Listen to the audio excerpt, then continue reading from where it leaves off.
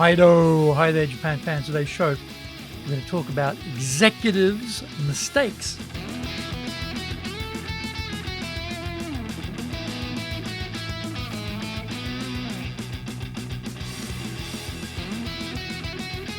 Present, Master Shimashou. This is the 8th year of the Presentation Japan series podcast, and we are beaming around the world to you from sunny Minato-ku in Tokyo. I'm your host, Dr. Greg Story, Dale Carnegie Tokyo franchise owner, the president of Dale Carnegie Tokyo Training, and the 3-time best-selling author of Japan Sales Mastery, which is Zaegyo in Japanese, Japan Business Mastery, and Japan Presentations Mastery, or in Japanese, Anata Present no Tachijin. My other books include Stop Wasting Money on Training, which in Japanese is Training de Okane o Muda ni Suru no wa Yamimashou. And my just released new book is Japan Leadership Mastery, and all are available on Amazon. Through this podcast, I want to help you become a better speaker to be 1, clear, 2, confident, 3, persuasive, 4, highly influential with those around you. Don't forget to subscribe and share this podcast with your family, friends, and colleagues. We are not being sponsored by Libsyn, but we value your privacy, which is why we have our podcast hosted by Libsyn. Unlike many other hosting organizations, Libsyn have a strict policy that does not allow access to your private information by anyone. Here is our daily podcast lineup on Apple Podcasts. Mondays, the Cutting Edge Japan Business Show podcast. Tuesday, the Presentations Japan series, and every second Tuesday, the Business Tachijin no Oshie show. Wednesdays, the Sales Japan series. Thursdays, the Leadership Japan series, and every second Thursday, the Business Pro Podcast show. Fridays, the Japan Business Mastery Show podcast, and Saturdays, Japan's top business interviews. Now, this is episode number 393. Today we're talking about senior executives' common presentation errors. It's not often that we get a front row seat to watch a group of very senior business people compete with each other when presenting. If you like blood sports, then this is right up your alley. This is a zero-sum game for seizing the brass ring, and even better, it is conducted in the full glare of the assembled masses. This is an annual event which, as a master trainer of presentations and public speaking, I always look forward to. Being the eternal optimist, I always imagine that this year I'll be delighted with the high levels of professionalism on display. This could be a leading indicator that the senior ranks of companies are understanding the importance of presentations, persuasion, and storytelling skills. We all know the pressures in business, and the levels of competition are getting more and more intense. Throw in the rapid advances of technology, and we have a boiling red ocean of difficulty which we must all deal with. These executives are always a good gauge of the ability of business to keep up with the demands. Sadly, another year of no change and no improvement.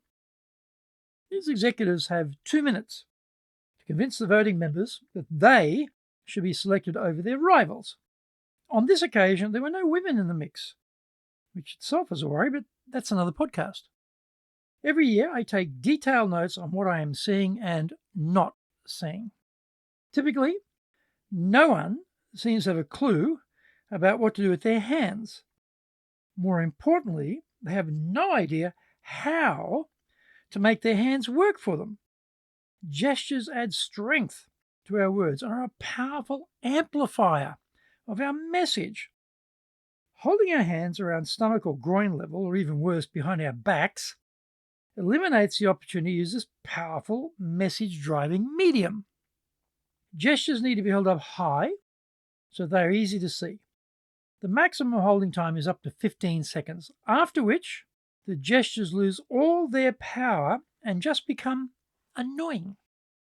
Pointing fingers or fists at the audience are very aggressive gestures and are best replaced with using the open palm instead. The desired effect is the same without the aggro. Eye contact is another major lost opportunity. In a 1-minute period, we can engage directly with 10 people. And we should be doing that all the time we have available to us. The alternative is what these executives are doing, which was not looking at the audience and just vaguely scanning the room, not focusing on anyone in particular. Type of fake eye contact effort. It was a large venue with hundreds of people, so optically, when we select one person down the back to focus on, the 10 people sitting around them all feel we are directly at them too. We get the ripple effect going with our eye contact and in 1 minute engage with 11 people. This wasn't happening. The result was the speakers seemed detached and not engaged with their voters. This makes the message more difficult to drive in because the power of the eye contact is completely diffused and rendered useless. Find out more. We come back from the break. Our show today is brought to you by our public courses, but we also do custom in-house programs. We do them in Japanese, we do them in English, we do them in our super safe classroom, and we do them live online. The show today is being brought to you by, on the 24th of August, we'll be doing our Dale Carnegie course, 12-week version. On the 12th and 13th of September, high-impact presentations, and also on the 13th of September, we'll start another Dale Carnegie 12-week long course. Our website is www.dale-carnegie.co.jp. Email me at greg.story@dalecarnegie.com. If you like learning by watching videos, then we have over 2,300 there for you at Tokyo, Japan, Dale Carnegie TV on YouTube. We release 3 shows every week on YouTube. The Cutting Edge Japan Business Show, that's the premier business show on Japan, every Monday Tokyo time.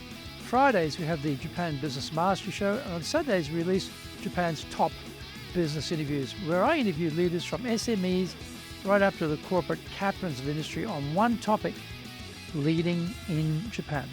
Now, every second Thursday we release the Business Pro television show. Don't forget to grab my business best-selling books on Japan on Amazon.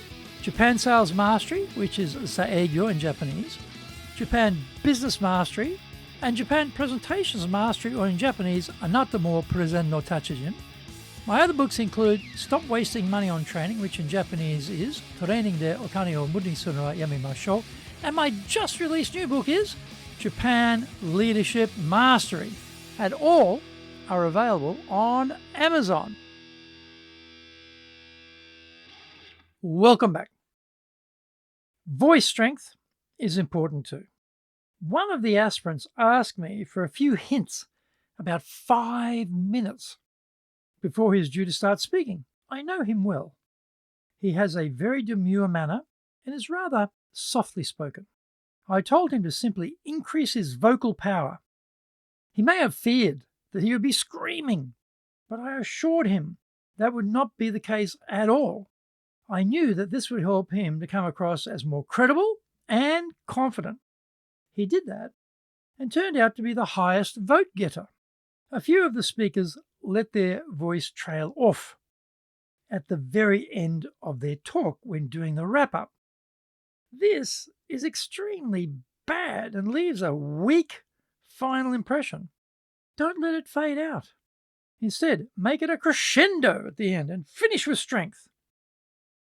Another surprising thing was how little the speakers understood about how to use a microphone. There was a microphone stand for them to use, and almost all of them stood too far back away from the microphone. They were losing vocal power as a result, and this diminished their dynamism in the eyes of the audience. One of them added to his woes by getting his feet positioning wrong. If you point your feet at 90 degrees to the audience, you are balanced and be able to focus on the entire audience. If, like him, you get the angle wrong and are off, say, 15 degrees without knowing it, your body position is now turned such that you're ignoring about a third of your audience on one side. Don't ignore your audience. To my horror and astonishment, one company president of a very large and well-known firm chose to read his entire speech from handheld notes. This is a 2-minute speech, and he can't manage that at his level? I was thinking that is a pretty sad state of affairs at his age and stage. There's absolutely no need for that. If you do, it ensures you look down at the page and do not engage your audience. It screams out you are out of your depth entirely. Unsurprisingly, he got the lowest number of votes. I shouldn't be too harsh, though, because up until my early 30s, I was terrified of public speaking and fled every chance to participate. At least he was up there on stage giving it a go. I wondered whether I should reach out to him and suggest he can do better than reading his talk out to us. It is a tricky thing, so I will dwell on that a bit more. It may have the opposite effect, and he may take offense at my implied suggestion that he is crap as a presenter, which he is. One major and disappointing absence in this melee was storytelling. It was a very dry, boring affair for the most part. These are not boring, wallflower-type people who've done nothing with their lives and careers. They are international businessmen with years of adventures and experiences under their belts. No one sees the opportunity to weave a fascinating story into their talk, to really grab hold of their audience and monopolize their attention for those 2 minutes. I would give none of these senior executives a passing grade and worry about how effective they are in their role as leader. They are the guide, explaining the future direction of the business, and they have to convince everyone to follow them. I cannot be confident they are doing a good job of it. For all of us, we need persuasion power, and that means being able to get up and speak in a convincing and professional manner. If that is beyond you, then get the training, preferably with us, but at least get it from somewhere reputable. The need is not going to diminish or go away. It is only going to become more intense.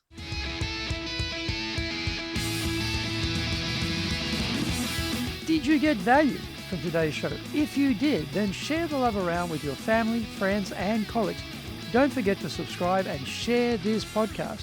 Until the next episode, go out there and apply the learnings from today and become a presentations legend amongst your circle. Thank you for joining me, and please tune in next week. Remember, I'm in your corner, your go-to guy for soft skills training in Tokyo, committed to your success here in Nippon.